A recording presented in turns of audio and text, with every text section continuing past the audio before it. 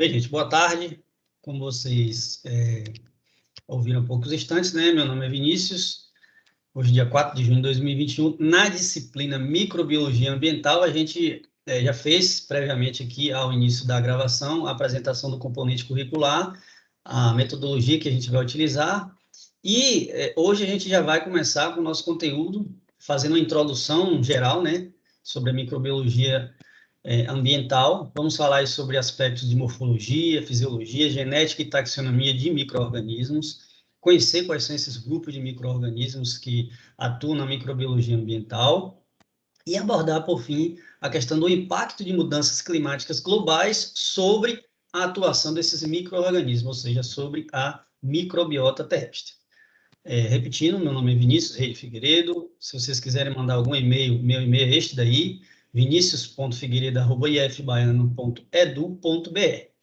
Bom, o conteúdo dessa aula aí na íntegra vai estar disponível nesse canal, Vinícius Reis, oficial, e aí vocês podem pesquisar no YouTube, depois eu até vou colocar o link, depois que terminarmos a aula aí, disponível para vocês acessarem e reverem o conteúdo quantas vezes vocês acharem necessário para que não fique nenhuma dúvida. O que não impede de, ao longo da aula, vocês irem me interrompendo aí, fazendo perguntas. Pode ficar à vontade.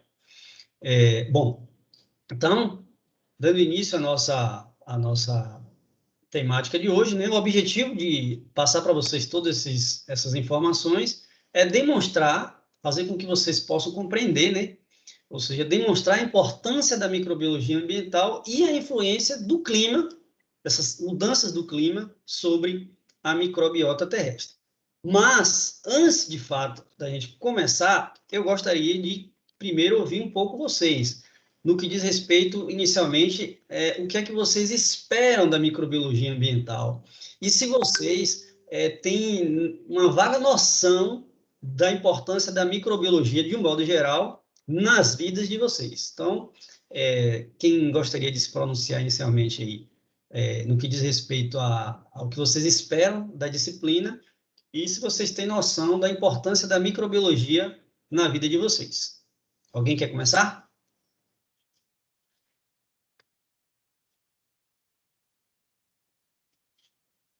Carlos Felipe, quer ser você o primeiro a falar? Gabriel, Jefferson, Leandro, João, Regiane, Tainá. E aí, gente? Eu não entendi a pergunta, que a internet tá caindo. Pronto, faço novamente. O que é que você espera da disciplina Microbiologia Ambiental?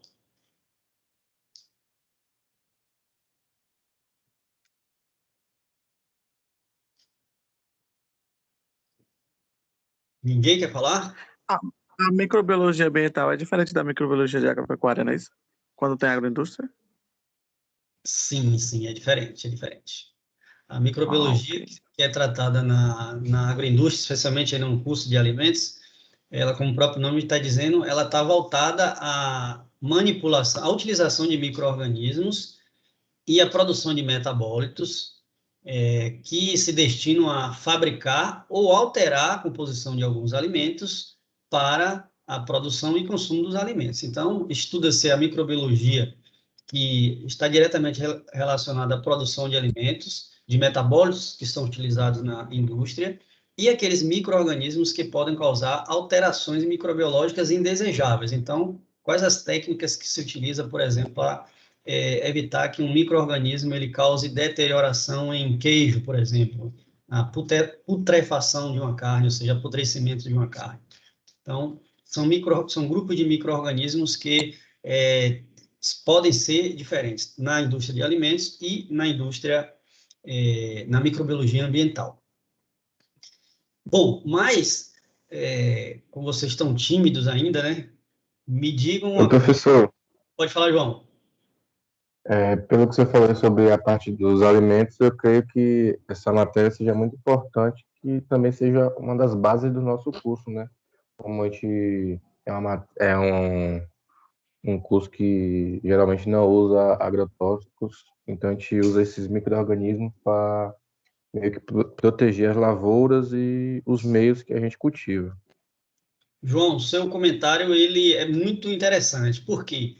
porque nos últimos anos, né, depois da Revolução Verde, a época da Revolução Verde, onde se utilizou muitos produtos químicos na lavoura, né, os pesticidas de modo geral, inseticida e fungicida especialmente, esses resíduos ao longo do tempo, quando utilizados de forma inadequada e descontrolada, de forma irracional, foram se acumulando no ambiente. E aí, esses resíduos, eles têm uma ação direta sobre o solo. E os micro-organismos, muitos deles, atuam ali no solo, de forma que esses produtos químicos, por exemplo, podem ter uma interferência direta nesses micro-organismos que são benéficos no sistema radicular, na rizosfera e, consequentemente, no crescimento e produção de plantas. Então, de fato, João, você trouxe uma abordagem muito interessante do ponto de vista dessa ação microbiana, que é justamente no sentido de proporcionar um clima mais propício, e a gente vai tratar sobre isso aí nas próximas aulas, dessa influência aí de compostos xenobióticos, mais para frente eu vou explicar a vocês o que é isso, sobre a ação de micro-organismos. Então, gente, de um modo geral, a microbiologia ela tem sim uma influência direta nas nossas vidas, por quê? Primeiro que a microbiologia ela pode atuar em diferentes áreas. A microbiologia médica, por exemplo, onde ela trata do estudo de doenças em seres humanos, quais são os micro-organismos que causam doença, né? Bom, e para ser bem específico sobre a importância da microbiologia nas nossas vidas, a influência dos micro-organismos nas nossas vidas, nós estamos exatamente hoje aqui, dia 4 de junho de 2020, isolados, fazendo essa transposição de conteúdo de forma remota. Por quê? Por conta de uma doença, Covid-19, que é provocada por um vírus, um micro-organismo. Então, por aí vocês já imaginam a importância e a influência, especialmente a influência que os micro-organismos têm nas nossas vidas, seja na questão da possibilidade de causar doenças em espécies humanas, em animais e em vegetais. Sim, os micro-organismos causam muitas doenças em plantas.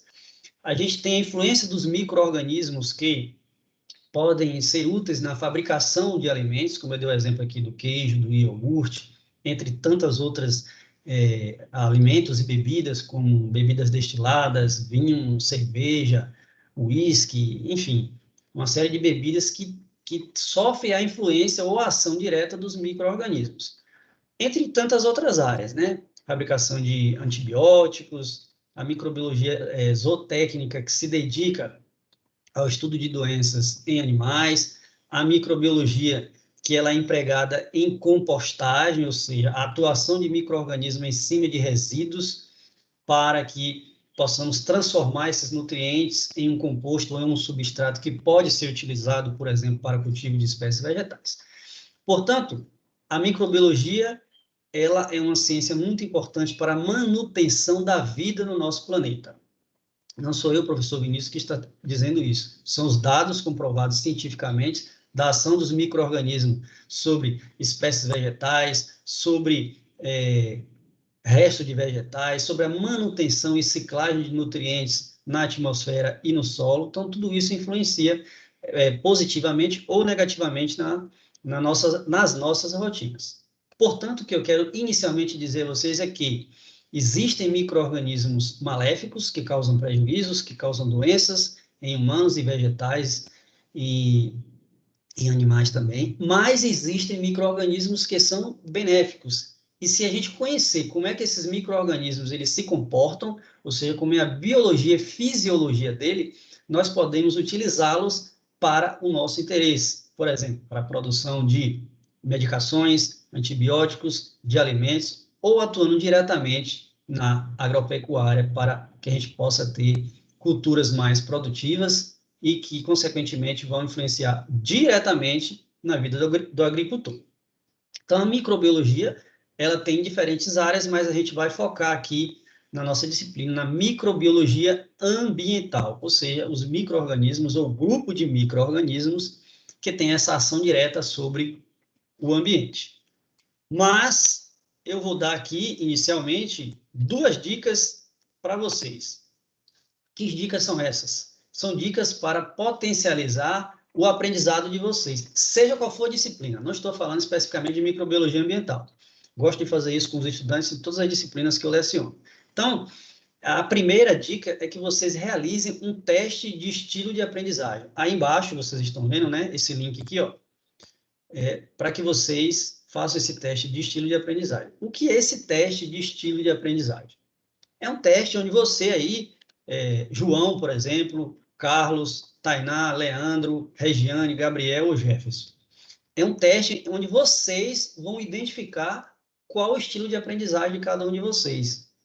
E isso vai possibilitar a você compreender qual é a melhor forma que você aprende, seja qual for a área, como eu já disse, né? Então, imagina que é um teste rápido, tá? Vocês vão responder algumas perguntas e ao final dessas perguntas você vai ter lá um resultado. Aí, por exemplo, imagina que Regiane chegou a um resultado, ela tem um estilo de aprendizagem auditivo. O que significa dizer isso? Que Regiane consegue compreender melhor os conteúdos quando ela utiliza alguma ferramenta com áudio, ou seja, um podcast. Então, imagine que você tem sua aula convencional de microbiologia e após a exposição do conteúdo, a Regiane vai lá e busca arquivos de áudio para reforçar o conteúdo, ou seja, para consolidar a aprendizagem daquele tema. Ela vai lá, coloca fone de ouvido, por exemplo, busca algum material que estimule o sentido auditivo. Assim, também temos o estilo de aprendizagem visual, onde estímulos visuais, gráficos, vídeos, eles vão estimular sua aprendizagem de uma forma mais potencializada. E o estilo de aprendizagem sinestésico é aquele onde você precisa realmente colocar a mão na massa. Você está assistindo a aula aí com a mão, com a caneta na mão e um papel, fazendo anotações, utilizando aí aqueles marca-textos. Então, você realmente coloca a mão na massa no estilo de aprendizagem sinestésica. Então, é uma dica para que vocês potencializem os estudos de vocês, seja qual for a área, tá bom? E uma outra dica, né, é que vocês façam uso também de mapas mentais, né, que são estratégias também para potencializar os estudos de vocês de uma forma dinâmica. Então, ou infográfico. Infográfico também é a utilização de informações gráficas, de desenhos, de imagens, que vão associar o conteúdo com aquela informação gráfica, aquela informação visual. A mesma forma é o mapa mental. E aqui eu trago 2 exemplos do que seria um mapa mental, dei um exemplo aqui da agricultura, e o que é um infográfico, para vocês entenderem como é que vocês podem ir estudando e fazendo esses esquemas aí, esses roteiros de estudo, para vocês irem potencializando os estudos, né, de vocês. Como eu já disse, não importa a área, não importa a disciplina, não importa o curso, essa ferramenta aí auxilia vocês a aprendizar, a obter uma melhor aprendizagem.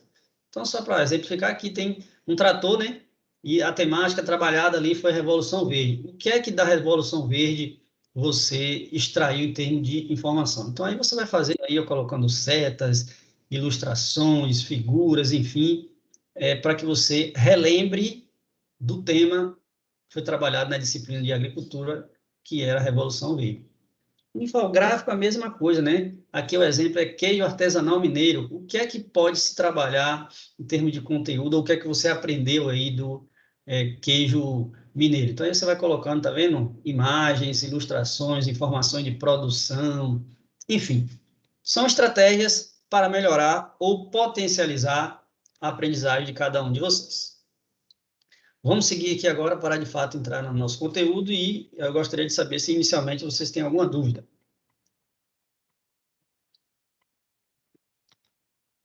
Ou podemos seguir aí? Para mim tá tranquilo. Beleza. Então, vamos lá. Já falamos sobre essa questão aí do plano de ensino, né? Então, vocês, por gentileza, acessem o Moodle assim que disponível e se aprofundem um pouco mais no que tem lá. E qualquer dúvida pode me perguntar, repetindo que todas essas atividades que vocês precisam fazer e entregar via sistema Moodle. Caso aconteça alguma interferência, como é colocado aí pelo colega, a gente pode viabilizar, assim, um prazo maior. Bom, vamos começar falando aqui da introdução à microbiologia e microbiologia ambiental. Nesse gráfico aqui, eu mostro para vocês diferentes grupos de organismos, né, como plantas, moluscos, protozoários, insetos, como vocês estão vendo aqui, né, que é o maior número de indivíduos está nos insetos. Então, os micro-organismos, eles estão divididos aí também entre esses organismos que são estudados aí pela ciência. E observe que o segundo maior grupo de organismos é um micro-organismo, como vocês podem ver na seta aqui, que são os fungos.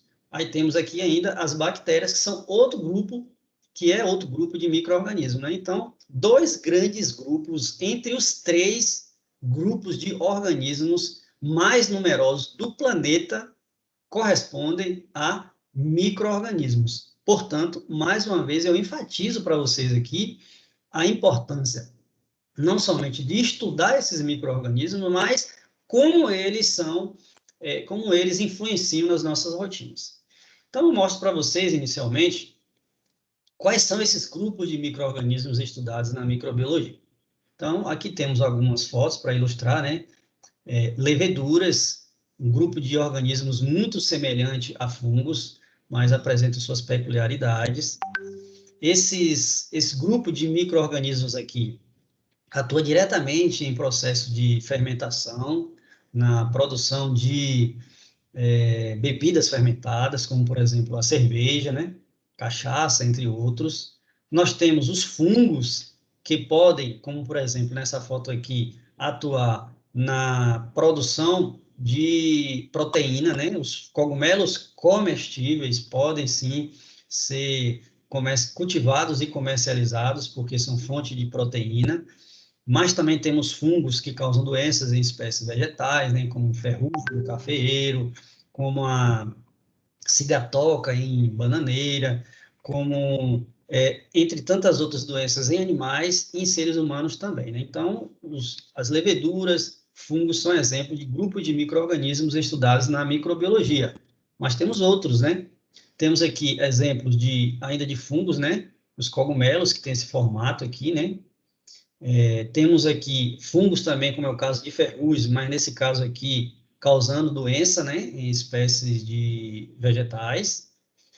Temos outro grupo de fungo ainda, né, que são chamados de carvões, né, provoca aqui essas estruturas em espiga de milho, portanto, podem ser comestíveis, mas também podem causar danos na agricultura, provocando doenças como as ferrugens e carvões, como vocês estão vendo aí, tá? Só um detalhe, esse fungo que está aqui ilustrado é um cogumelo, mas este não é comestível. Pelo contrário, ele tem um potencial letal muito grande. Então, esse tipo de cogumelo aí, que é o Amanita muscaria, se vocês verem na natureza, por gentileza, nem cheguem perto. Bom, outro grupo de micro-organismos estudados na microbiologia ambiental são as bactérias. E aí eu trago para vocês também aqui alguns exemplos, né? Como salmonela. Naturalmente, gente, esses micro-organismos aqui, salmonela e Escherichia coli, são fotografias retiradas com auxílio de um microscópio muito bom. A gente não consegue ver a olho nu. A olho nu, eu coloco aqui abaixo para vocês, eu não sei se vocês conhecem, se vocês já viram em laboratório ou em fotos, né? Isso é uma placa de Petri, é uma vidraria, embora possa ser também encontrado de descartável de plástico, né? Mas geralmente é uma vidraria do tamanho aproximadamente de um pires, né? E aí ela tem uma tampa, e dentro dessa estrutura, né, desse equipamento de laboratório, ou melhor, desse acessório no laboratório aí, que é a placa de Petri, você pode colocar uma solução nutritiva para estimular o crescimento de micro-organismos em condições de laboratório. Então, isso que vocês estão vendo aqui, ó, cada pontinho desse aqui, onde está a seta do mouse, é uma colônia de bactérias. Então, você não consegue nem ver a olho nu a bactéria. Aqui são milhares, onde eu coloquei a seta do mouse, aqui, ó, são milhares de bactérias localizadas ali, ou seja, você não consegue a olho nu ver bactérias sem o auxílio de lentes de aumento, como, por exemplo, do microscópio. Então, muito do que os micro-organismos fazem, a gente não consegue observar, né? Por isso que é importante você estudo.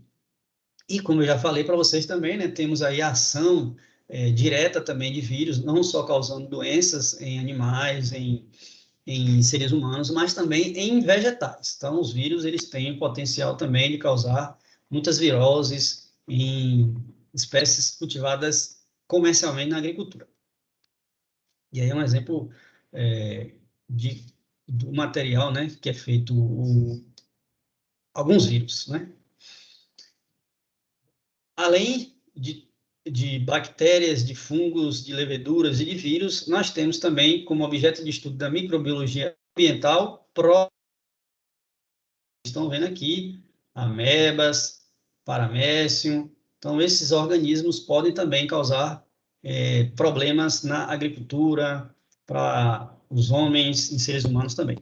E temos algas. Algas também são micro-organismos, objeto de estudo da microbiologia.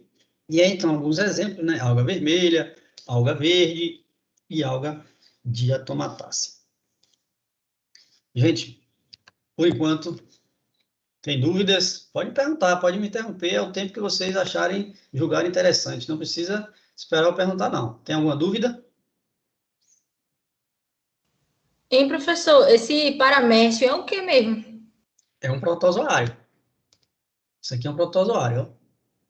Ele é muito observado aí em locais onde você não tem um sistema de efluente doméstico de uma forma como deveria ser. Ou seja, quando você não tem um tratamento de esgoto doméstico feito de uma forma adequada, como deveria ser feito, né?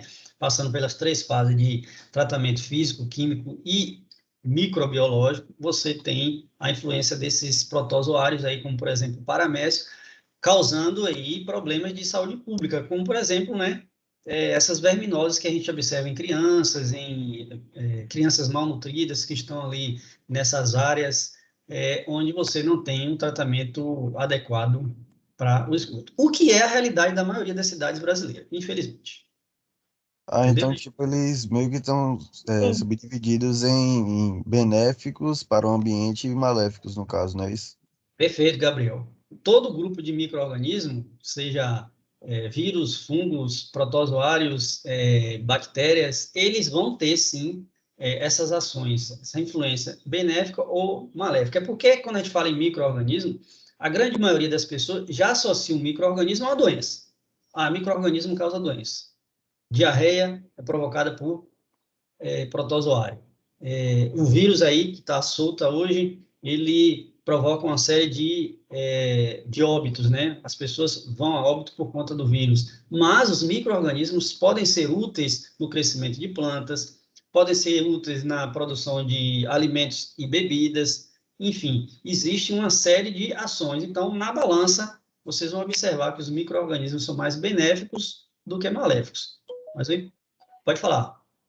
Por exemplo, mesmo a questão do corona que está rolando, aparentemente as vacinas estão sendo feitas, tem base simplesmente no próprio vírus, não é isso? Então, até o próprio vírus maléfico pode ser usado a benefício quando ele é mutado, no caso. Então, Gabriel, na verdade, todo o princípio da produção de vacina, ele é o mesmo, sabe? E o que é que se faz? Você pega o vírus, seja ele qual for, e aí a gente chama de vírus atenuado. Então, você tira o potencial dele de causar doença. Então, a vacina, o que é que você faz? Você introduz no seu corpo o vírus. O próprio vírus você tá introduzindo no seu corpo. Só que ele é um vírus atenuado. Por que que você faz isso? Porque ao colocar o vírus atenuado no seu corpo, ou seja, sem a capacidade de causar doença, o que é que vai acontecer? O seu sistema imunológico vai reconhecer que tem um corpo estranho. Então, o seu sistema imunológico vai produzir as células de defesa para inativar aquele corpo estranho, que nesse caso é o vírus. E aí, portanto, você pode ter alguma reação leve, né? Um calafrio, uma dor de cabeça, enfim, nada de muito grave que pode desaparecer sintomas aí nas primeiras 24, 48 horas após a introdução do vírus, ou seja, depois você aplicou a vacina. Agora, assim, professor, por exemplo, por exemplo, um caso, você aplica essa vacina que é com base no vírus, né, como todas são, em, tipo, uma pessoa que tem, sei lá, tipo, deficiência na questão imunológica. E no lugar do corpo dele produzir esses anticorpos, vai afetar mais ainda o corpo dele? Essa Então, vacina, no caso?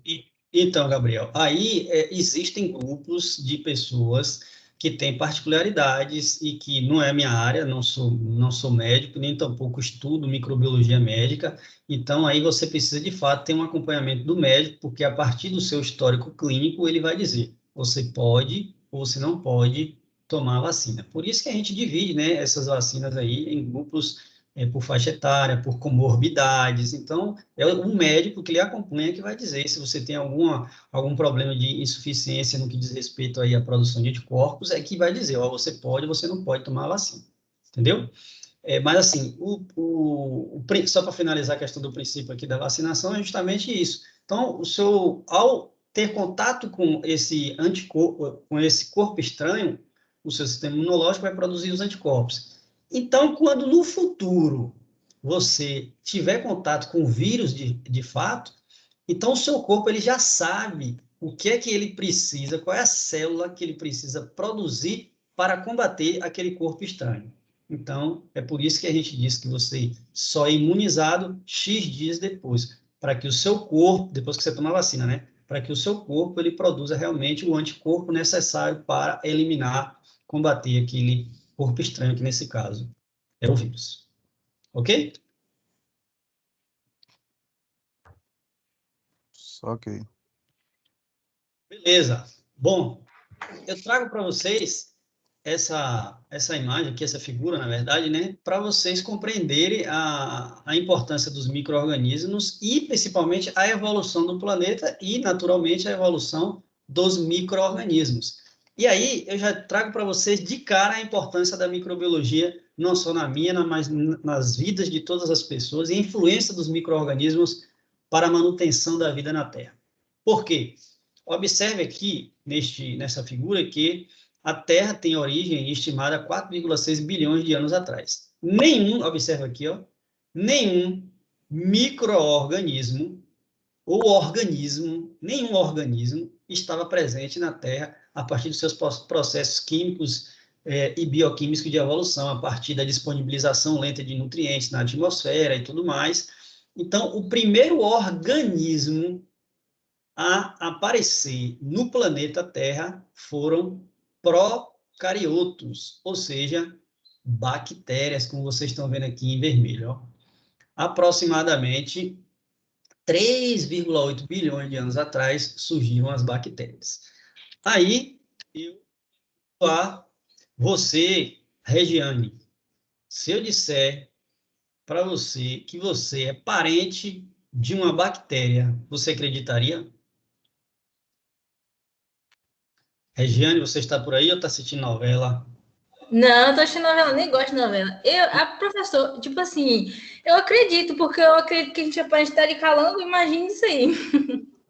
Por que eu te fiz essa pergunta? Porque o ancestral comum, ancestral universal comum a todos os seres vivos, como eu estou mostrando para vocês aí, uma bactéria. Então, nós evoluímos, todas as formas de vida no planeta evoluíram a partir de um procarioto e de uma bactéria. Observe aí, nessa ilustração aqui, de evolução da vida na Terra, que depois das bactérias, as bactérias foram agindo sobre os nutrientes disponíveis ali e naquela atmosfera, que era muito desfavorável para a vida de outras formas de organismos.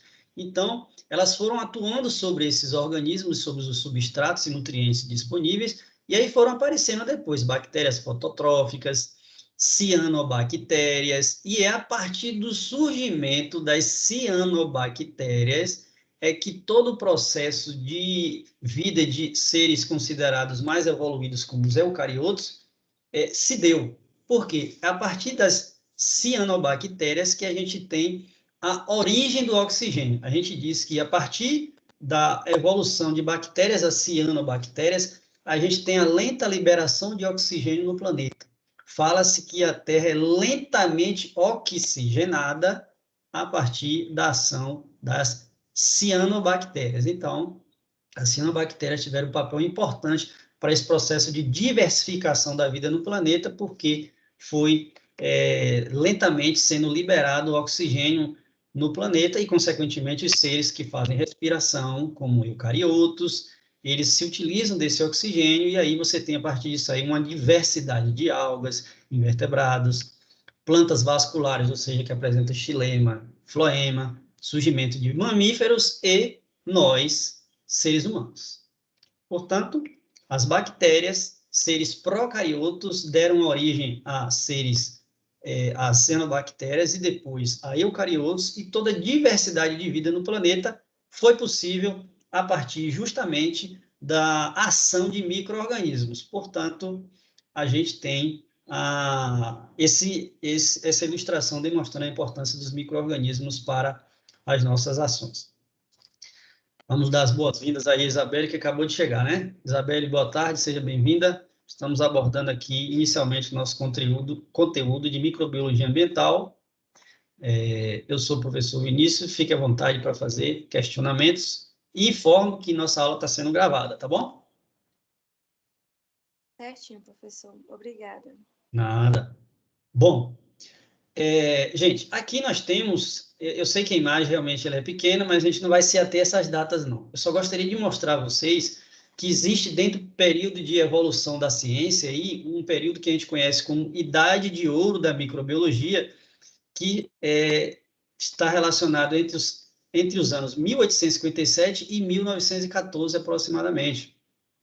Por que a gente chama de Idade de Ouro da Microbiologia? Porque nesse período aí de aproximadamente 60 anos, muita coisa aconteceu nesse curto intervalo de tempo, como, por exemplo, a descoberta do primeiro microscópio, que possibilitou o estudo das células microbianas e, consequentemente, as suas atividades metabólicas. Portanto, a partir da descoberta, da evolução da ciência, a gente chega ao desenvolvimento de equipamentos que hoje são muito fáceis, né, do nosso manuseio, mas antigamente não tínhamos. E o microscópio, por exemplo, aí, e as ações desse pesquisador aqui, ó, Anton von Leeuwenhoek, observa aí como que era essa primeira estrutura que deu esse nome de microscópio, né? Cabia na palma da mão. Hoje a gente tem um equipamento como esse aqui, que é de acesso, por exemplo, a vocês, estudantes aí em laboratórios. Então, possibilitando a estudar células microbianas, como essas bactérias que vocês estão vendo aqui, e, como eu já disse, consequentemente, as suas atividades e metabólitos produzidos que têm interferência direta nas nossas vidas. Falando nisso, eu apresento para vocês aqui, quem é bom de inglês aí? Quem é? Quem é um voluntário? Quem é bom no idioma inglês? Tem alguém? Tainá, você não se manifestou ainda hoje. Você está por aí? Eu não sou bom em inglês, não, professor. Mas você consegue deduzir o que tem nessa informação? Dessa imagem aí?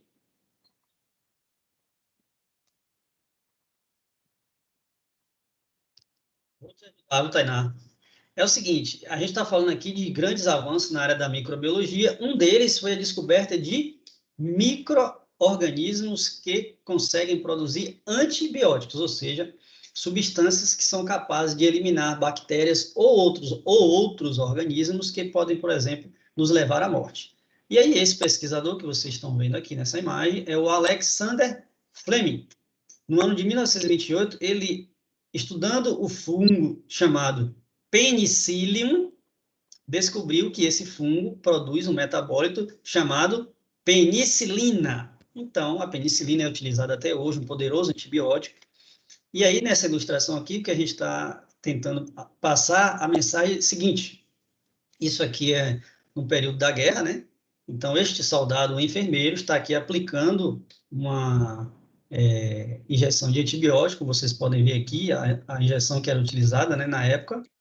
Está injetando aqui uma injeção de antibióticos, e a mensagem é a seguinte: graças à penicilina, ele vai voltar para casa. Portanto, mostrar que os antibióticos, né, nesses soldados aí em guerra, conseguiu salvar a vida de muitas pessoas por conta de que eles não tinham seus ferimentos aí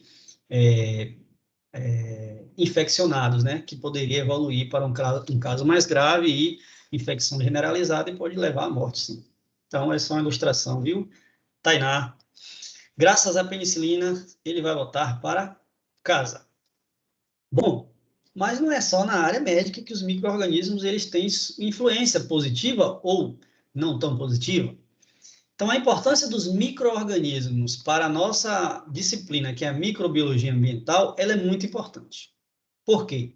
Porque os micro-organismos, através das suas ações, como eu já disse, a produção de enzimas, por exemplo, que são capazes de degradar compostos que estão ali no ambiente, esses micro-organismos, eles podem produzir energia para os ecossistemas, que vocês vão ver aí através de reações catabólicas, ou seja, reações que você produz, que o micro-organismo produz enzima, e essa enzima libera energia. Eles podem auxiliar na decomposição e fixação da matéria orgânica ali no solo. Portanto, os micro-organismos que atuam na microbiologia ambiental, eles são decompositores. E são decompositores especialmente porque podem produzir enzimas como celulase, que vai digerir celulose, a lignase, que vai digerir lignina, que é um composto de difícil degradação em função da sua estrutura química, a gente vai ver isso nas próximas aulas, e bem como também algumas outras enzimas, como manganês, peroxidase, enfim, são enzimas produzidas por micro-organismos que são bastante úteis nesses processos de decomposição daquela matéria orgânica. Vou dar um exemplo. Você entra numa área de mata e aí você vê uma árvore velha já, né, tombada, né, caída no chão lá, em função da ação do tempo. Então, aquela árvore velha, ela cai. Como que esses nutrientes presentes nesse tronco, pense numa árvore grande, né? Como que esses nutrientes, eles vão retornar ao solo? Eles vão ficar ali imobilizados durante décadas? Não. Existe a influência e a ação microbiana atuando ali naqueles compostos, porque aquela árvore está cheia de nutrientes, principalmente de carbono. Então, e os micro-organismos, eles precisam de nutrientes para sobreviver. Um desses nutrientes que são mais requeridos, presta bem atenção, o nutriente mais requeridos em termos de quantidade para o crescimento de micro-organismos chama-se carbono. E nessa estrutura dessa árvore, por exemplo, temos o quê? Celulose, um composto orgânico à base de carbono. Então, o micro-organismo vai atuar ali naquela árvore para se nutrir, para se reproduzir. Mas, ao fazer isso, ele atua na decomposição daquele material ali. E esses nutrientes, eles voltam para o solo. Aí vocês compreendem a importância dos micro-organismos na decomposição e no retorno desse nutriente para o solo, ou seja, na ciclagem dos nutrientes no ecossistema. Bom, eles podem agir de forma simbiótica, ou seja, eles fazem simbioses, ou seja, micro-organismos podem atuar em ação conjunta com outros organismos ou com micro-organismos também. Um exemplo são as micorrizas. O que é micorriza? Micorriza é uma associação existente entre fungos e raízes de planta. Nesse caso, o fungo ele não vai causar doença na planta. Ele vai aumentar a zona de absorção radicular da planta. Quanto maior a raiz, quanto maior o sistema radicular, ou melhor, quanto maior a zona de absorção da raiz, naturalmente a planta vai conseguir absorver mais água e mais nutriente. Uma planta que consegue absorver mais água e mais nutriente, naturalmente, vocês imaginam que essa planta ela vai conseguir se estabelecer melhor no ambiente e vai conseguir crescer e produzir mais do que comparado com plantas que não têm associação micorrízicas, ok? Bom, Portanto, a microbiologia ambiental, ela estuda micro-organismos e suas atividades no ambiente para o entendimento do seu papel na manutenção da biosfera e o seu uso potencial na remediação de locais que tenham sido modificados. Ou seja, os micro-organismos também têm uma ação em áreas que têm um potencial de degradação. Vou dar um exemplo. Vocês que estão presentes aí, já ouviram em algum momento da vida de vocês noticiários televisivos falando sobre navios cargueiros que tiveram um acidente e que houve derramamento de óleo no mar, ou que esse óleo chegou à zona litorânea? Já ouviram falar? Já. Pois é.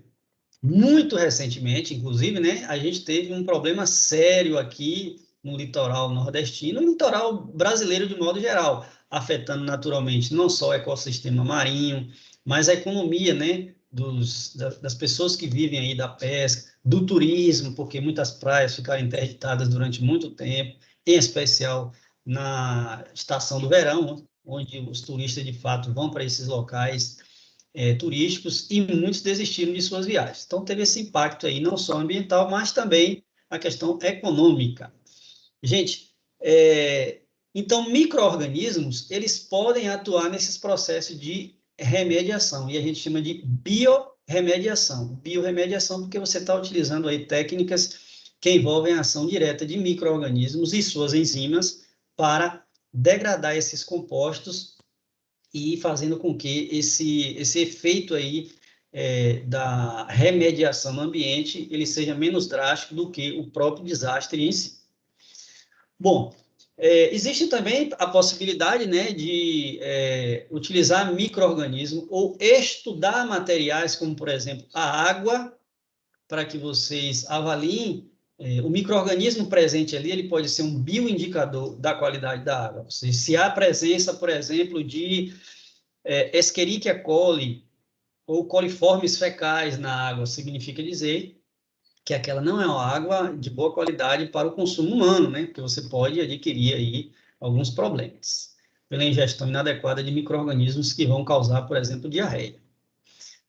Dentro da microbiologia e ambiental, a gente vai estudar também micro-organismos que têm a capacidade de causar deterioração, a gente chama de biodeterioração em monumentos históricos, em fachadas de prédios históricos, ou seja, espaços que estão ali sofrendo a ação do tempo. E como os micro-organismos estão no ambiente, eles podem também provocar alguma deterioração, que a gente chama de biodeterioração. Bom, quando a gente fala da microbiologia ambiental, a gente precisa compreender a ecologia microbiana, ou seja, como que esses micro-organismos eles interagem no ambiente. E aí eu trago nessa imagem para vocês aqui um exemplo disso, que são os risóbios. Vocês já ouviram falar de risóbios no curso ou pela experiência de vida de vocês?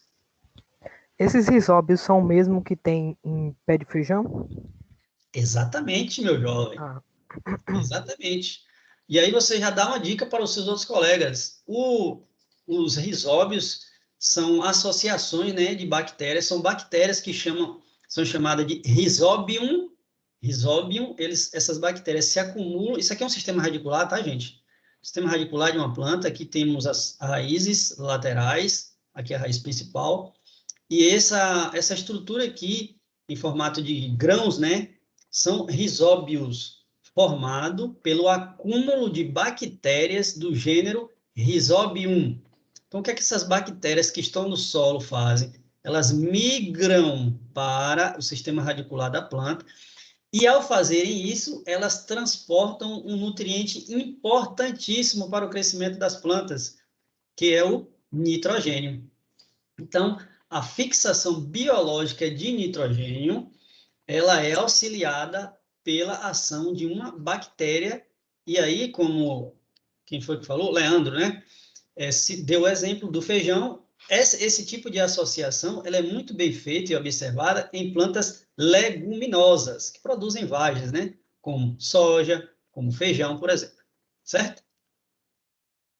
Então, a ecologia microbiana ela vai estudar essas interações entre populações de micro-organismos e outros organismos, por exemplo, o sistema radicular de um vegetal, ou entre populações de micro-organismos entre si, ok?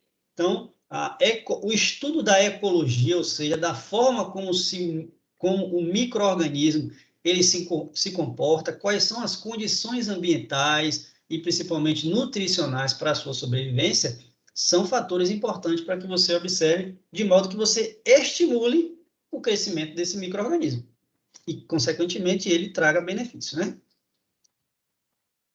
Bom, em relação à morfologia, genética, fisiologia e taxonomia desses micro-organismos, o que é importante vocês, nesse momento, conhecer? Bom, a morfologia, ela está associada ao formato, à forma do organismo em si. E aí eu trago aqui alguns exemplos, né? Então, inicialmente, bom, só para recapitular, né? Morfologia está relacionada ao estudo da forma. E, só para adiantar um pouco, o que tem a ver, qual é a relação da morfologia de micro-organismo com a taxonomia? Bom, a morfologia é o estudo da forma. A taxonomia é a ciência aí que descreve e que possivelmente vai dar nomes a esses micro-organismos. Portanto, quando você está investigando um grupo de micro-organismos, seja uma bactéria, um fungo, uma levedura, enfim, e você quer conhecer, por exemplo, qual o micro-organismo que está causando uma doença numa espécie vegetal, por exemplo, num plantio de alface. E aí, a primeira coisa que você tem que fazer é, quando você não conhece o micro-organismo, né? Então, você vai fazer o estudo da forma, porque a partir do formato, você vai diferenciar esse organismo de outros.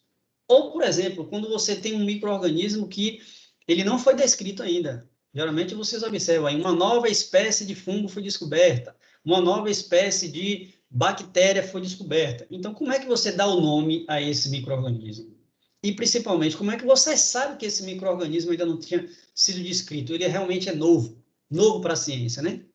Porque você faz estudos sobre a sua forma, sobre a morfologia, estudos sobre a fisiologia, ou seja, como que se comporta esse micro-organismo, o que é que ele requer em termos de nutrientes, se ele prefere, se ele cresce em temperaturas a 40 graus ou a 15 graus, se ele cresce em substratos que tenha fonte de carbono, de nitrogênio, e por aí vai. E hoje, com auxílio da genética, de técnicas moleculares, onde você consegue fazer o estudo do DNA, você consegue, de fato, ter a informação específica deste micro-organismo. Ou seja, você consegue dar nome ao gênero e à espécie do micro-organismo, diferenciando aí de todos os outros seres. Então, a forma, o estudo da forma, que é a morfologia, por exemplo, em bactérias, nos apresenta micro-organismos com as seguintes formas. Se você tem uma bactéria que tem duas estruturas esféricas como essa daqui, a gente diz que a bactéria tem um formato de diplococos. Se tiver um só, a gente chama de cocos. 2 diplococos. Se você tem uma bactéria que o arranjo desses cocos aí, ou seja, a organização em um formato típico de um cacho de uva, a gente chama de Staphylococcus aureus. E aí eu espero que na boca de vocês, nos dentes de vocês, não tenham nenhuma colônia de Staphylococcus aureus. Por que eu digo isso? Naturalmente estou brincando, né? Porque Staphylococcus aureus é a bactéria responsável pela cárie dentária, né? Por isso que a gente faz a nossa higienização para remover essas placas bacterianas. Deem ouvidos aos dentistas, tá bom? Para que vocês não fiquem sem os dentes. Gente, por enquanto, dúvidas? Posso seguir aqui com a morfologia? Pode seguir. Então tá bom, hein? Olhe bem, tradicionalmente nas minhas aulas, vocês vão perceber isso, ao final eu sempre faço perguntas, então estou dando a oportunidade a vocês de interagirem, hein? Mas ao final sempre farei algumas perguntas aí direcionadas, hein? Não vão dormir. Bom, Quando a gente tem, ainda falando de morfologia, bactérias que estão aqui organizadas em cadeia, como vocês estão vendo aqui, ó, a sequência de cocos, um atrás do outro, a gente chama de Streptococcus. Quando a gente tem esse mesmo formato de cocos organizado em número de 4, a gente chama de formato do tipo tétrade. E quando você tem tétrades sobrepostas, como vocês estão vendo aqui nessa imagem, nessa ilustração abaixo, a gente chama de formato do tipo sarcina. Não é assassina, né? Sarcina. Bom, temos outros formatos, né? Como, por exemplo, bacilos. Parece uma salsicha, como vocês estão vendo aqui. Esse é o formato de bacilos. E quando esses bacilos estão organizados também em cadeias, a gente chama de streptobacilos. E aí, para já dar uma dica, né, para vocês, né, a maioria dos micro-organismos... Pode falar, Leandro. Esses bacilos são os mesmos que o lactobacillus? Ia falar disso aqui agora, meu jovem. Parece até que a gente combinou. Veja bem, geralmente o nome do micro-organismo ele está associado a 2 fatores. Quando você quer homenagear algum cientista de grande relevância na área, né? Então você dá o nome da espécie colocando o sobrenome desse pesquisador, ou principalmente quando o nome da espécie ou do gênero tem relação direta com a ação do micro-organismo. Então, nesse caso, imagine que o organismo, a bactéria que está ali associada a produtos lácteos, o lactobacillus tem este formato aqui de bacilo. E se é uma bactéria que está associada a compostos lácteos, então o nome da bactéria, o gênero é Lactobacillus, Leandro. Compreendeu? Sim. Beleza. Mais um colega chegou aí, Iago, seja bem-vindo à disciplina de microbiologia ambiental, tá bom? Sou o Vinícius, qualquer dúvida, pode ficar à vontade aí para abrir seu microfone e perguntar. Não saia com dúvida, tudo bem? Fica à vontade aí. Bom, nós temos... Pode falar.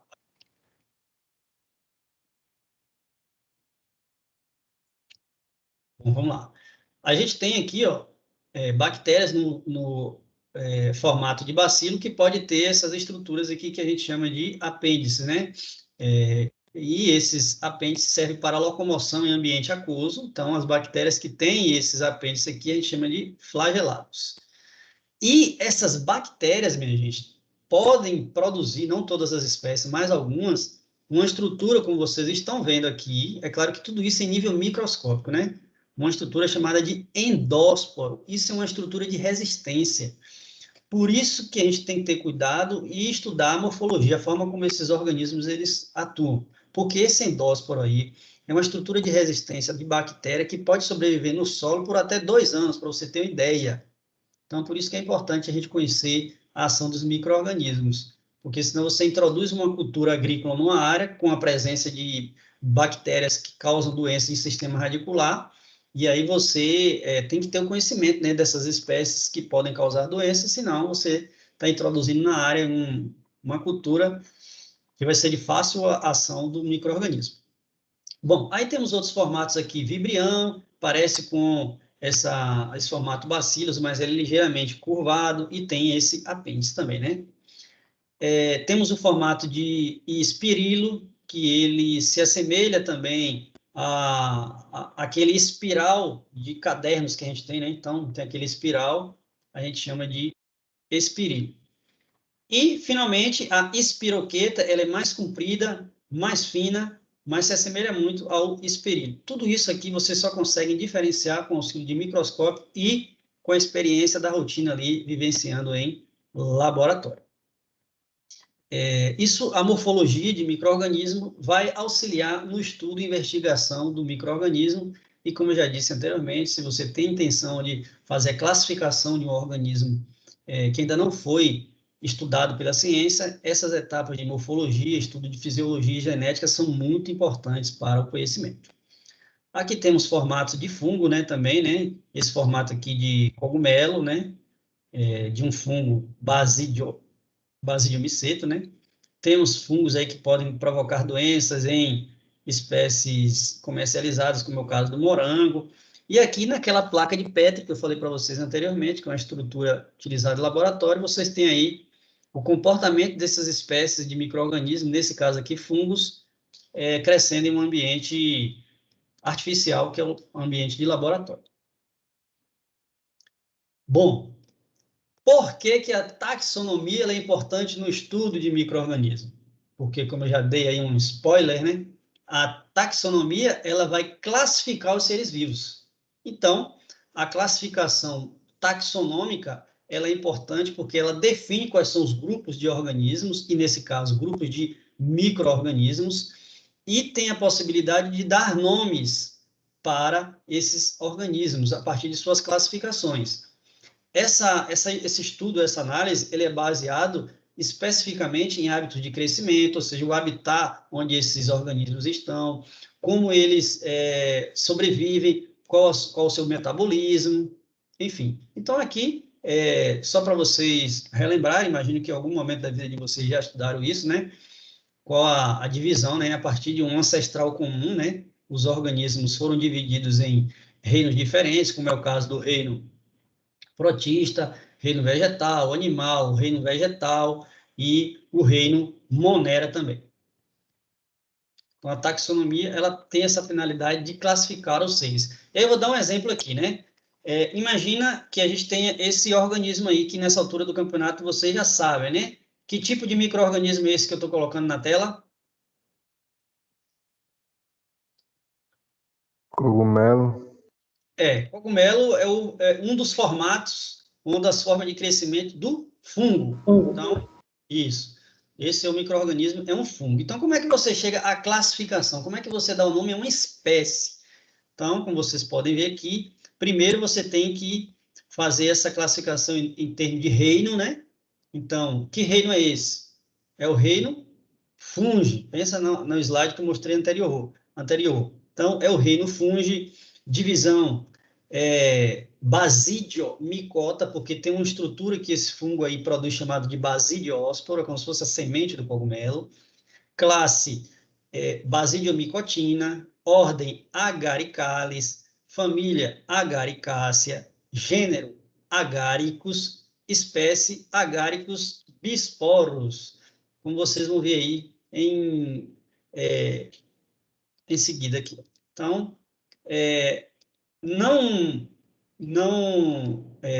espero que vocês, de fato, já saiam daqui aprendendo como é que se faz essa classificação, mas é para exemplificar a vocês que o nome da espécie deste cogumelo, que é popularmente conhecido como champignon, é Agaricus bisporus. Quando a gente fala de taxonomia ou de nomenclatura científica, nunca se esqueçam.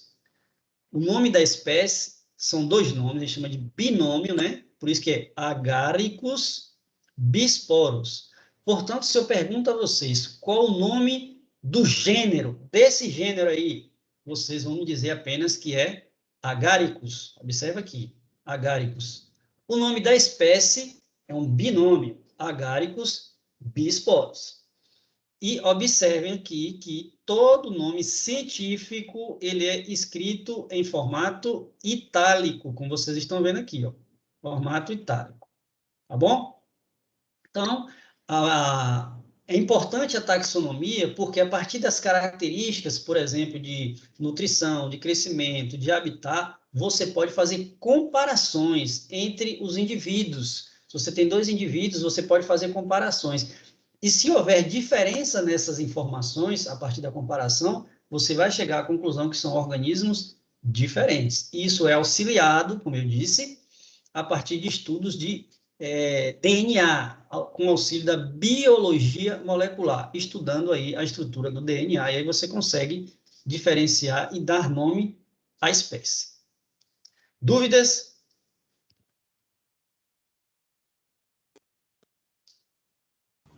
Ainda não. Então tá bom, muito bem. Sigamos aqui.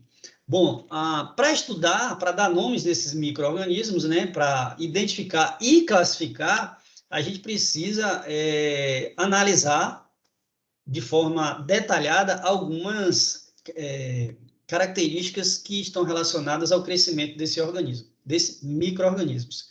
Que características são essas? Culturais, morfológicas, fisiológicas, entre outras que vocês vão ver no próximo slide. As características culturais estão relacionadas à disponibilidade de nutrientes. O que é que você precisa disponibilizar para um micro-organismo crescer?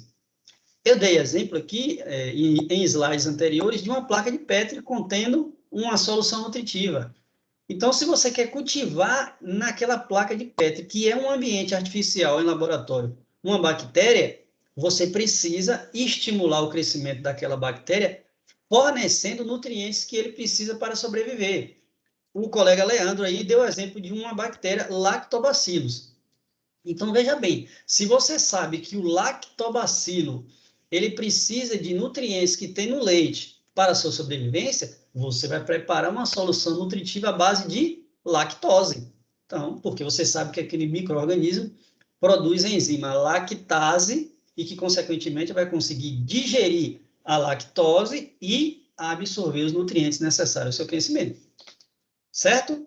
Então, é importante compreender essas características, ou seja, o modo como o micro-organismo se apresenta para você, ou estimular o crescimento, quando é de seu interesse, ou então impedir, quando ele causa doença, por exemplo, né? Essas características morfológicas, naturalmente, elas são auxiliadas pelo estudo da forma, como eu mostrei para vocês anteriormente, e os micro-organismos são muito pequenos mesmo. Eles são medidos, como vocês estão vendo aqui, ó, na ordem do micrômetro. Esse micrômetro, um micrômetro aí, equivale, aí, para vocês terem uma ideia, a 10 a menos 3, ou seja, 0,001 milímetro equivale a um micrômetro, que está a ordem de medida aí, em geral dos micro-organismos. Então, são muito pequenos, né? Não é de se esperar. Bom, é importante também conhecer as características metabólicas, ou seja, qual a rota metabólica que esses micro-organismos apresentam, justamente para você fornecer o nutriente que ele precisa para sobreviver.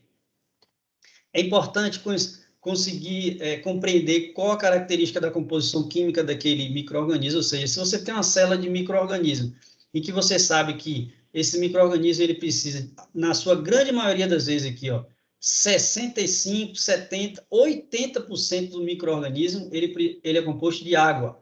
É na água que estão dissolvidos ali os nutrientes que ele precisa para sobreviver. Mas, via de regra, micro-organismo precisa de quantidade de água em abundância. Em torno de até 80% da célula de um micro-organismo é composto de água. Portanto, a água não pode faltar para o crescimento de um micro-organismo.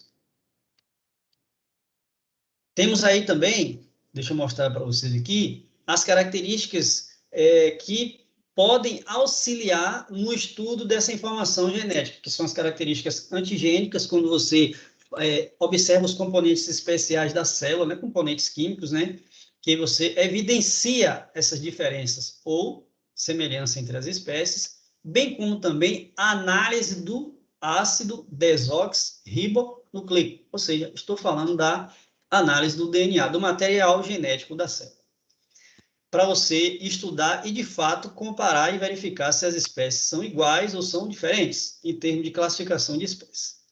Eu mostro para vocês aqui, nessa ilustração, o seguinte: como é que você estuda essas características de informação genética de um micro-organismo? Então, vamos lá. Nós temos aqui uma célula, né? Um exemplo aqui pode ser uma bactéria. O que é que você faz? Pega essa célula, faz o isolamento do DNA. Então, você tem aqui a fita do DNA, e aí você pega uma região desse DNA para que a gente possa amplificar, ou seja, ampliar aquela sequência genética em um primer, né? E aí, através de uma reação de uma enzima, que a gente chama de reação em cadeia da polimerase, esse DNA, ele é amplificado, e aí você estuda o seu DNA, que é composto pelas letrinhas. Vamos relembrar: adenina, guanina, citosina e timina. A partir dessa informação aqui, você coloca isso num banco de dados no computador. e vai aparecer lá a sequência genética, o DNA da sua célula, do seu micro-organismo. Nesse caso, a gente falou aqui de uma bactéria, né? Então, aí eu tenho 3 organismos, e aí vou perguntar a vocês para ver se vocês compreenderam aí, né? Então, você tem aqui 3 organismos diferentes. Então, o organismo número 1, ele tem a seguinte sequência, desculpa. Gente, isso aqui é só um exemplo, porque a sequência alinhada de RNA, ela é muito mais extensa do que esse aqui, tá? É só para vocês compreenderem. Então, você tem aqui a primeira sequência, composta pelas letras, pelos nucleotídeos G, T, C, G, C, T, A e G. O segundo, observe que há diferença, né? Já A, T, T, C, C, G, T, A, G. E o terceiro, A, G, C, C, G, T, T, A, G. Essa sopa de letrinhas aí dá informação genética do micro-organismo. Vou dar aqui uma informação adicional. Quanto mais diferença vocês observarem nessa sequência, repito, quanto mais diferença, quanto maior a quantidade de diferença, significa dizer que os organismos são mais distantes, ou seja, são mais diferentes, não são parentes próximos, vamos dizer assim, são mais distantes. Aí eu pergunto a vocês, imagina que o número 1, 2 e 3 são organismos, 3 tipos de organismo. Aí eu faço o seguinte questionamento. Qual organismo é mais próximo do outro? Um é mais próximo de 3 ou um é mais próximo de 2? Ou seja, há mais diferença genética entre 1 e 2 ou entre 1 e 3? Quem gostaria de responder? Primeiro, entenderam a pergunta? A diferença seria do 1 para o 2? Maior diferença? Sim. Por que você chegou a essa conclusão? Porque eles estão mais distantes. Veja bem, vamos comparar aqui 1 e 2. Quantas letras são diferentes? Então, vamos lá, ó. A, G, aqui já está AT, né? Então, uma diferença, aqui está igual, TT, CC, aqui está G, aqui está C, então 2. Aqui é a mesma coisa, aqui é G, aqui é C, então são 3. O resto é igual, TA. Entendi. É o 3, então. Que as letras diferentes. Oi? Então é o 3. Não, veja Que bem. é diferente. Para você entender o raciocínio todo. Então, nós temos entre 1 e 2, nós temos 3 diferenças, né? 3 letras diferentes. Entre 1 e 3, nós temos AG é igual. Aqui está diferente, né? Aqui é C, aqui é T, então, uma diferença. Aqui é igual CC, GG, T e C, 2 diferenças, o resto é igual T, A e G. Então, entre 1 e 2, nós temos 3 letras diferentes. Entre 1 e 3, nós temos apenas 2 letras diferentes. Portanto, há uma maior proximidade entre os códigos genéticos de 1 e 3 do que 1 e 2. Compreenderam? Então, significa dizer que o organismo 1 e o organismo 3 são mais semelhantes geneticamente do que o organismo 1 e o organismo 2. E aqui eu deixo mais explicado para depois vocês quiserem entender como é que é o sequenciamento de um gene de RNA, desculpa, para que vocês compreendam essas diferenças, tá bom? Mas isso é para mostrar a vocês que quando a gente faz esse estudo de DNA, de genética, a gente consegue, de fato, descobrir as menores diferenças possíveis entre um organismo e outro, e isso auxilia na taxonomia, ou seja, na ciência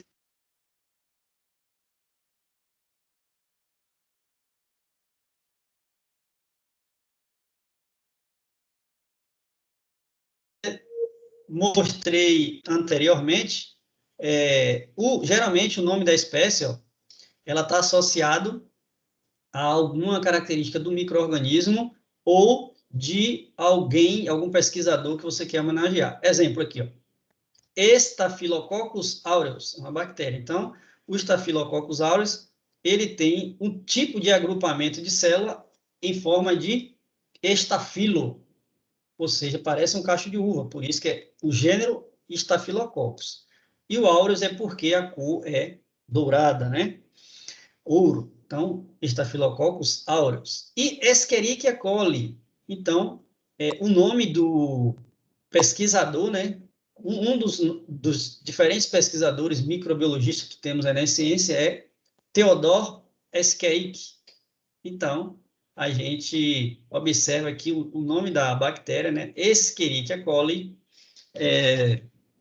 foi em homenagem a esse pesquisador. Como eu já disse, então, são só curiosidades para que vocês compreendam que, às vezes, o nome científico ele já vai lhe dar algum indicativo do tipo de ação da bactéria ou por que tem o nome do pesquisador, né? Porque ele foi homenageado.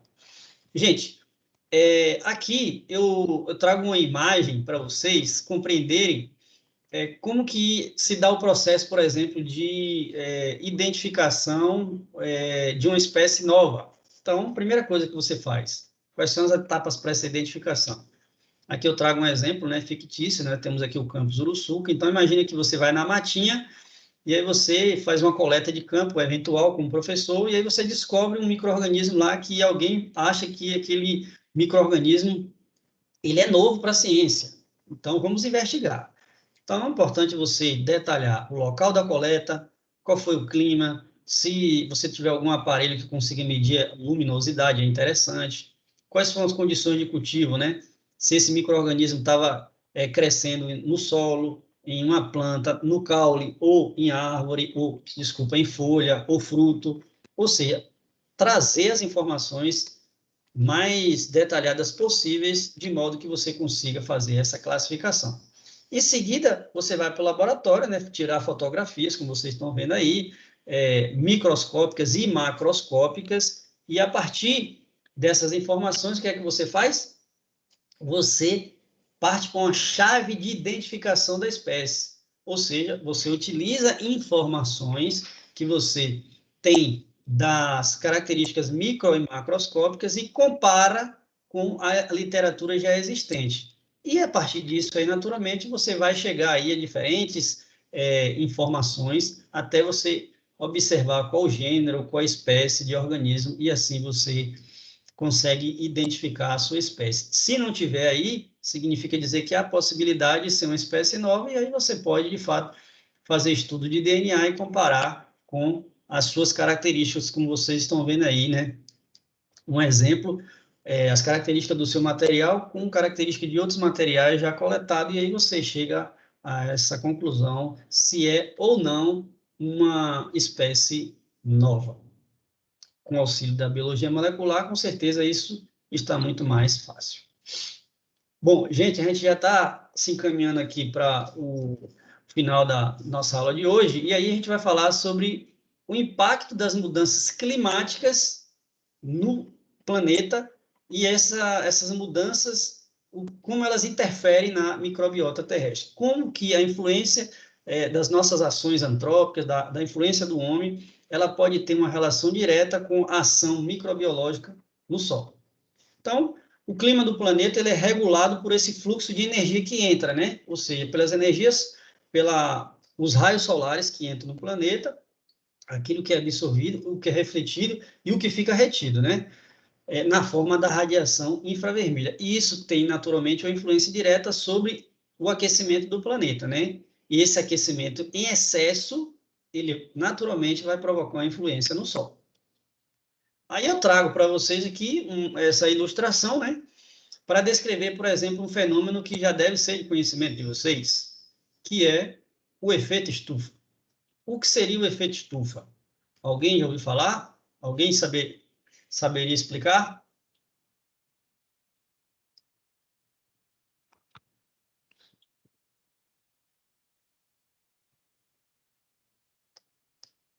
Alguém se interessa aí em explicar ou não?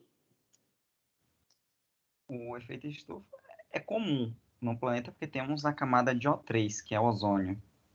Perfeito, E essa camada faz com que a Terra tenha uma temperatura ideal. Quando há um excesso demais, ou seja, quando passa muito raios solares, a Terra fica mais quente, como a gente está falando de micro-organismo, alguns deles podem sofrer mutações ou morrer literalmente se você eleva a uma temperatura grande. Acho que o senhor vai falar sobre temperatura, não é isso? Isso. Pronto. Quando a gente fala de temperatura, então, o efeito estufa é algo que mantém a biodiversidade na Terra. Ela faz com que a Terra tenha uma temperatura ideal para que a planta cresça, para que a água tenha todos os seus estados. Então, ela é importante. Não quer dizer que o nome efeito estufa hoje está dado como um efeito de degradação. Só que ele sempre existiu. Ele existiu para manter a vida na Terra. Ele serve como uma barreira. Exemplo, essa camada fina de O3 é como se fosse o seu protetor solar quando você vai para a praia. Então, se você não passa protetor solar, você vai se queimar. A mesma coisa.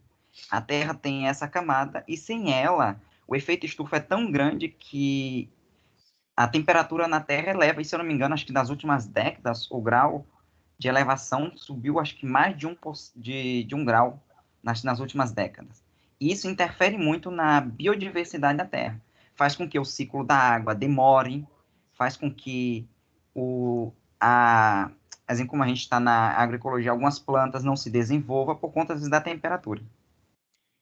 Isso aí, Iago. Você colocou informações muito interessantes e trouxe alguns termos aí que realmente é importante a gente manter em alerta. Que, por exemplo, não existe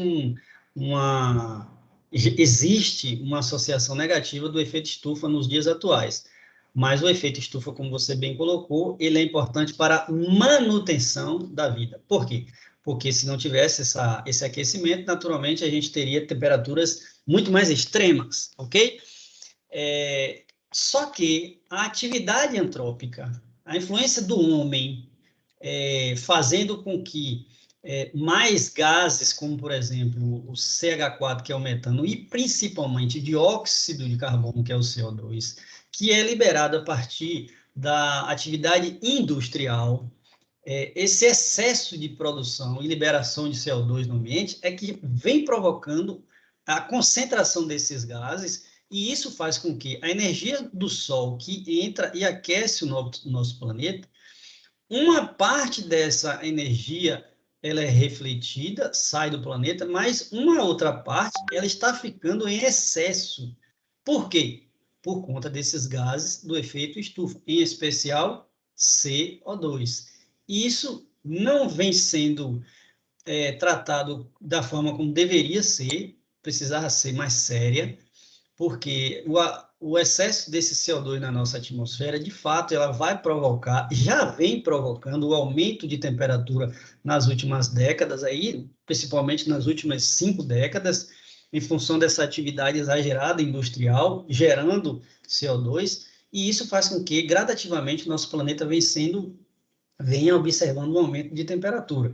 Isso provoca derretimento de calotas polares, ou seja, você tem pouco a pouco aí os níveis de mares e de marés sendo aumentados, você tem a possibilidade real de você aquecer o solo, e ao você aquecer o solo, você vai ter uma atividade metabólica, né, muito mais acelerada. Isso faz com que a decomposição da matéria orgânica ela seja mais acelerada, e se você tem uma decomposição da matéria orgânica mais acelerada, naturalmente os nutrientes eles vão se exaurir mais rapidamente. Então, quando você tem esse efeito estufa negativo, ou seja, quando você tem uma concentração de gases, como por exemplo o CO2 em excesso na nossa atmosfera, isso fatalmente vai aumentar a temperatura, e o aumento dessa temperatura vai também ter influência na microbiota terrestre. Por quê? Porque, como eu já disse, existem micro-organismos que eles atuam numa faixa de temperatura que a gente chama ideal. Para exemplificar em nossas rotinas, a temperatura ideal para a nossa sobrevivência está em torno de seus 30, 35 graus.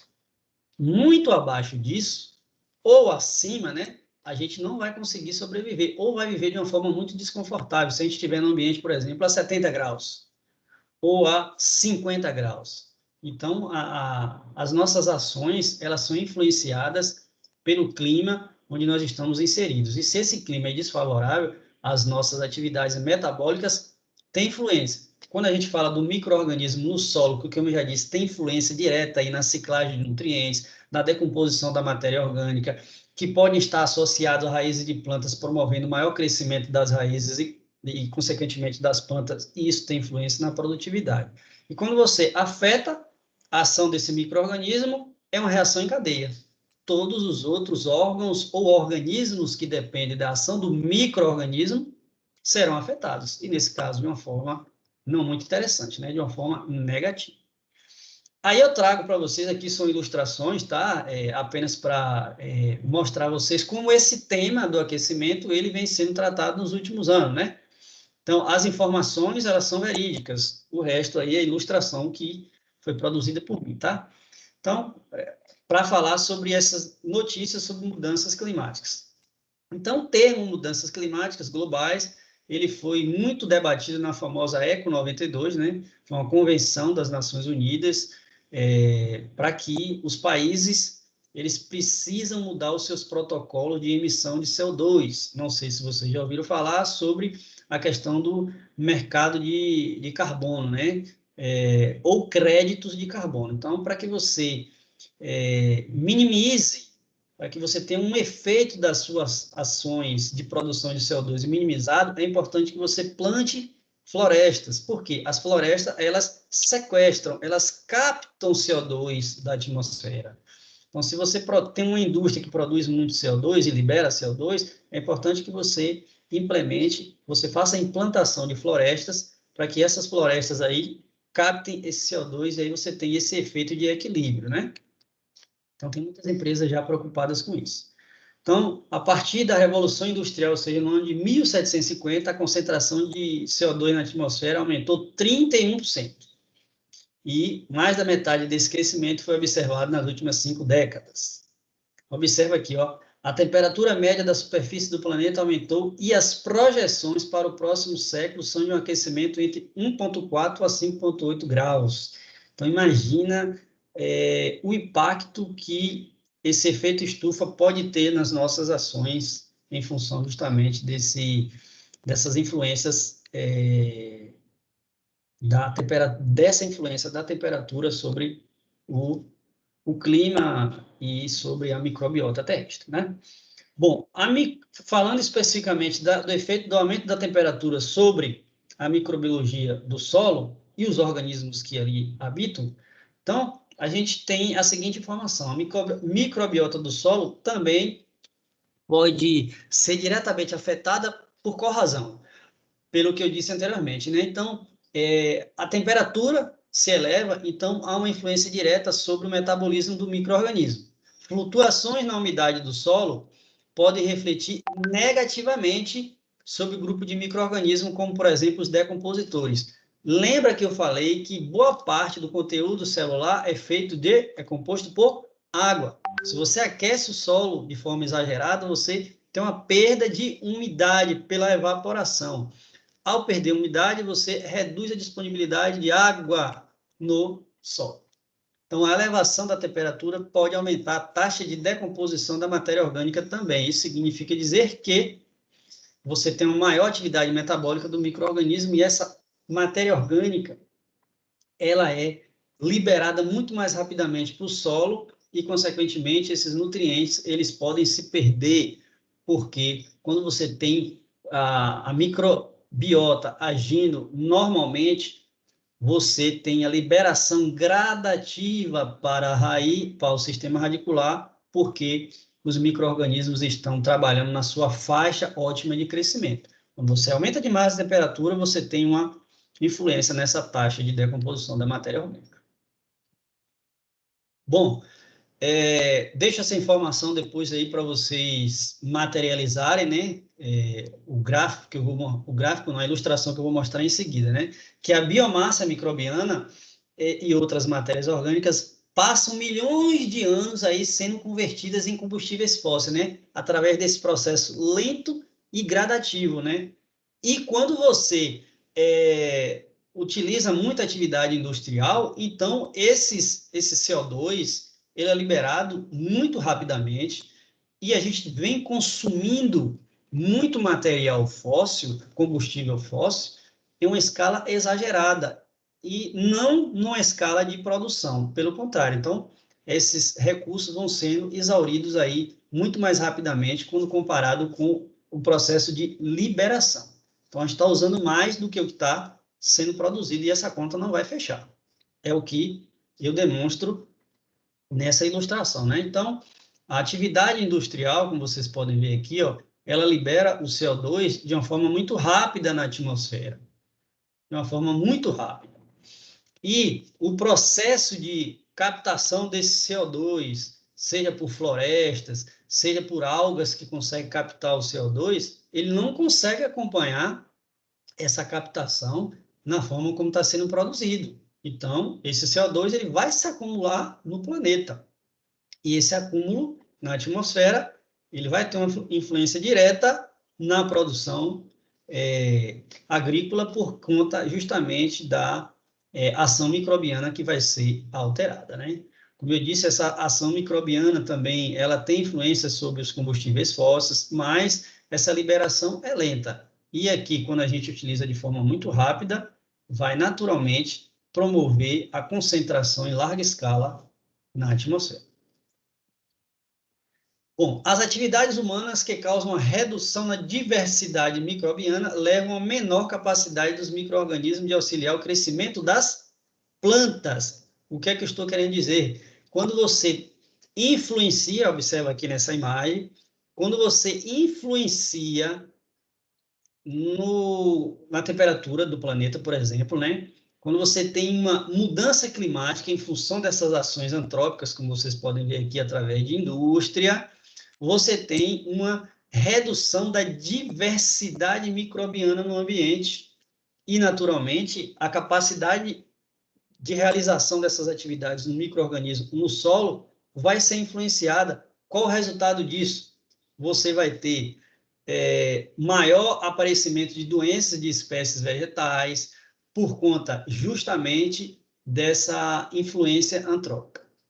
O que eu estou querendo dizer é que a intensificação das atividades agrícolas e industriais tem provocado aumento da concentração de dióxido de CO2, ou seja, de gás carbônico na atmosfera. Essa concentração exagerada tem influenciado na temperatura, na elevação da temperatura. Ao se elevar a temperatura, nós temos influência na microbiota terrestre, e isso, como eu disse, é uma reação em cadeia, vai provocar todos os outros problemas nas nossas ações, seja industriais, agrícolas, atividade humana, de um modo geral. Bom, e para finalizar, as atividades humanas, como o crescimento e o transporte populacionais, combinadas às mudanças climáticas, aumentam a resistência a antibióticos de patógenos e a disseminação de patógenos transmitidos, por exemplo, pela água. Então, quando você tem influência desses micro-organismos aqui, uma série de outras ações têm influência direta ou indireta, como, por exemplo, eu disse aqui, né, surgimento de doenças em vegetais, a possibilidade dessas resistências de antibióticos a patógenos que causam doença, né? Então, mudanças climáticas e outras atividades humanas, ela tem influência, inclusive, nessa possibilidade de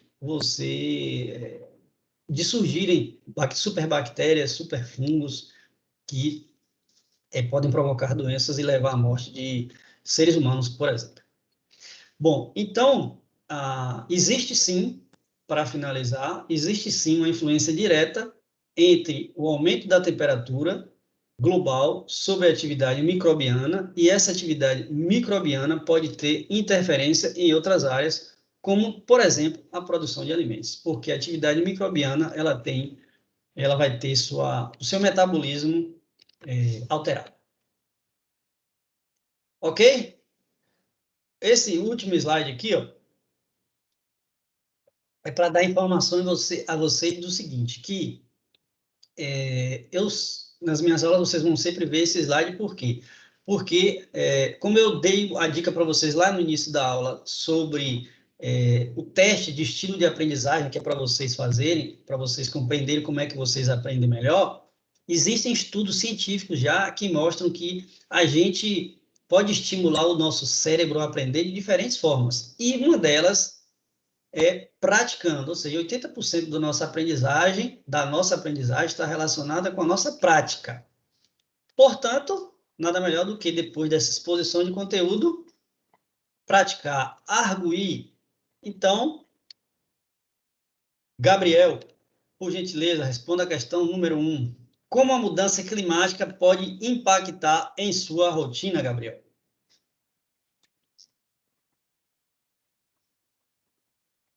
Tipo, do meu cotidiano, professor? Do meu dia a dia, no Isso, caso? isso. É, se eu ver, eu vou trazer para a questão do meu trabalho, trabalho de distribuidora de bebidas. Então, quando está chovendo, por exemplo, o dia de hoje, a venda é menor, digamos assim. Ok. João, como é que você imagina aí que a mudança climática pode impactar em sua rotina? Eu creio que a gente tem um costume, né, professor, de, por exemplo, uma certa temperatura, a gente se adapta mais, faz mais coisas, aí quando está em um tempo mais frio, a gente fica com mais preguiça, quando está um tempo mais quente, a gente procura fazer coisas fora da nossa rotina para quebrar aquele calor. Então, afeta mais a questão do costume, a gente tem que se adaptar cada vez mais com as altas temperaturas que está acontecendo no mundo. Muito bem. Significa dizer, João e Gabriel, que vocês deram exemplos aí, de fato, bem pessoais. Imagina na atividade microbiana. Então, como eu disse, existem faixas ótimas de crescimento para cada grupo de micro-organismos. Tem micro-organismos que conseguem sobreviver, por exemplo, numa pilha de compostagem, onde no interior da pilha da compostagem ali, a temperatura pode passar facilmente dos 60 graus. Então, tem micro-organismos que só sobrevivem naquela temperatura. A gente chama de micro-organismo termofílico. Se você baixar aquela temperatura ali para 20 graus, o micro-organismo não sobrevive. Então, imagine que esse aumento de temperatura, que está associado à atividade industrial, ele pode sim e tem tem influência na atividade microbiana. E os micro-organismos são importantes para a atividade agrícola, para a produção de alimentos, por exemplo. Tainá, por gentileza, responda a questão 2. Como que o aumento da concentração de dióxido de carbono, né, pode elevar a temperatura no planeta?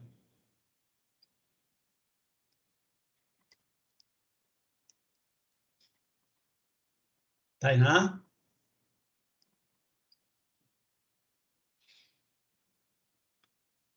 Carlos Felipe, está por aí? Responda essa segunda questão, por favor.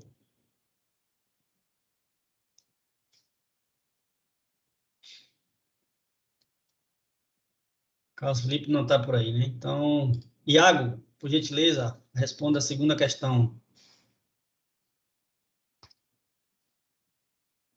O aumento, como a gente está produzindo muito CO2, quando a gente eleva a temperatura, a gente vai matar alguns micro-organismos. O senhor falou aí das termófilas, se eu não me engano. Termofílicos. Isso. E quando a gente eleva demais, a gente muda todo o ciclo todo muda. Então, se a gente tem um ciclo que vai direto, então, exemplo, eu como um ciclo meu normal, tipo, eu vou no centro, toda segunda-feira eu vou pagar a conta, exemplo. Toda segunda eu vou pagar a conta e volto. Então, toda segunda-feira tá sol. Agora chega uma segunda-feira que tá chovendo, eu não vou na segunda-feira. Então, interferiu no meu ciclo. Então, o aumento do CO2 vai fazer com o aumento da temperatura, porque vai interferir na barreira da camada de ozônio, mudando todo o ciclo climático da Terra.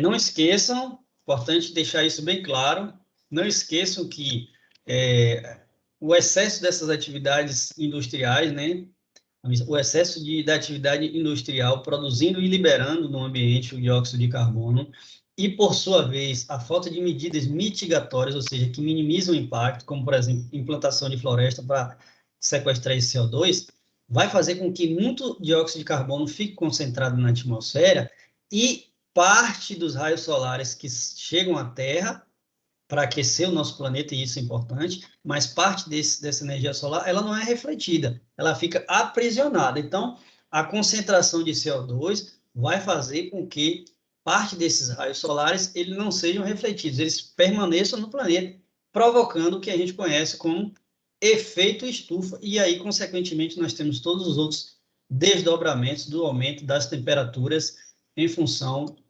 justamente dessa atividade industrial.